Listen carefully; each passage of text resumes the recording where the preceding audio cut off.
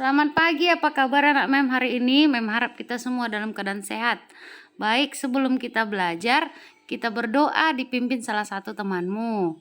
Nah, kamu bisa lihat nanti di WA grup kita. Oke, baik, setelah selesai berdoa, mari kita masuk ke pembelajaran hari ini di tema 4 berbagai pekerjaan, subtema 1 jenis-jenis pekerjaan, masuk di pembelajaran 6. Tak terasa ya, subtema 1 sudah selesai hari ini. Adapun materi kita PPKN dan Bahasa Indonesia. Tujuan pembelajarannya sebagai berikut, bisa kamu baca.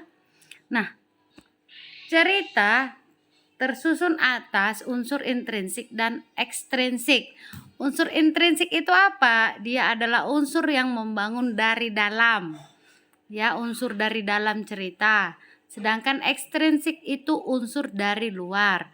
Apa-apa saja unsur dari dalam, apa-apa saja unsur dari luar, mari kita pelajari.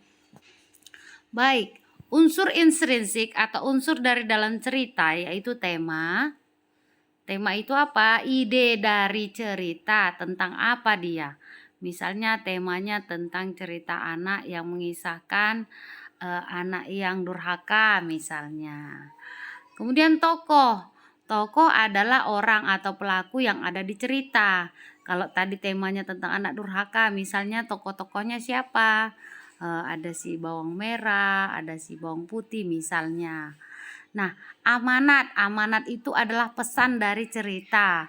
Tentang apa cerita tadi? Misalnya, tidak boleh melawan kepada orang tua misalnya.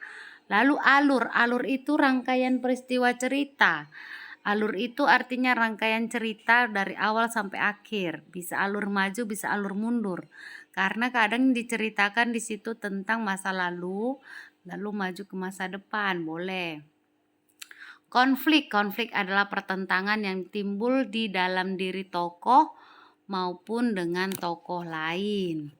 Kemudian latar itu bisa latar tempat, latar waktu yang bisa kita lihat dari cerita. Misalnya tempatnya di sebuah desa, waktunya misalnya di sore hari, seperti itu. Itu tadi unsur cerita, unsur intrinsik cerita. Boleh kamu catat. Lanjut. Iya. Misalnya ada sebuah cerita pemimpin idola, pemimpin yang jujur. Nah, kamu bisa lihat tokoh-tokohnya siapa saja. Bagaimana ciri-ciri tokoh bisa kamu lihat di situ. Nah, menurut konflik pada cerita pemimpin idola, pemimpin yang jujur dimulai ketika, nah itu dia konfliknya ya, tentang apa masalah yang terjadi. Ya, ketika Bu Tati mengadakan ulangan matematika, konflik dalam diri gugur karena tidak siap menghadapi ulangan. Jadi bagaimana? Iya, dia memaksa Ida memperlihatkan jawaban ulangannya. Ini cerita dari cerita yang kemarin ya, Nak. Nah, pendapatmu, pesan moralnya apa? Iya, mengandung pesan agar kita bersikap jujur. Seperti itu ya. Nah, sikap-sikap Ida yang sesuai dengan sila pertama. Yang pertama, jujur karena tidak memberi contekan kepada teman. Kedua, mau berbagi pengetahuan yang dimiliki dengan cara belajar bersama. Kemudian selalu bersikap dan berkata sopan. Lalu selalu rajin dan tetap berprestasi. Dan yang terakhir, tidak mau menerima uang suap. Biarpun dia diiming-imingi temannya mau dikasih uang jajan, dia tidak mau, begitu ya. Jadi dia tetap teguh pada pendiriannya, tidak mau menerima uang suap.